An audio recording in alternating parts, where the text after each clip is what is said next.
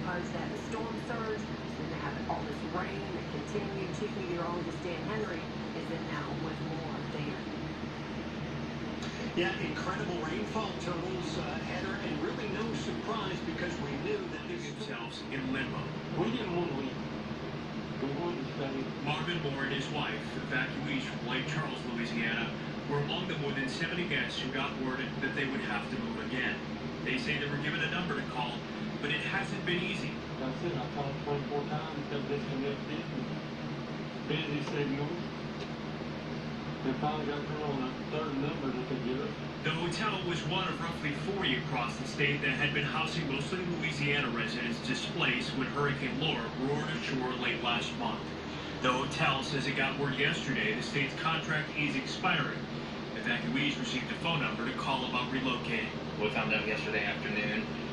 These guests have basically been kind of jumping through hoops here with just hours notice to find alternate arrangements. Texas emergency management officials tell Fox 4 it cut hotels down from 40 across the state to 8, in part to make it easier to give evacuees meals and medical care. Today, Dallas has been called on once again to help, and we are stepping up. Dallas is hosting 3 hotels, including the Hyatt Regency, but officials admitted the short time span to move people isn't ideal.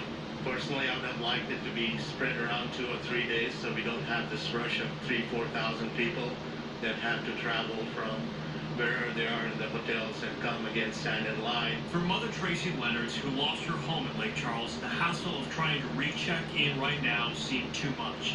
She opted to pay to stay at the Hampton Inn in Frisco another night.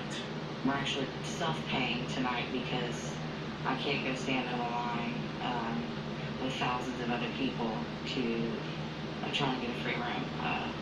Thankfully, the people here are very nice and understood that, and so we're just paying for the night until we can find somewhere else to go. I'd rather be difficult and have somewhere to stay than it'd be easy and be homeless. The state tells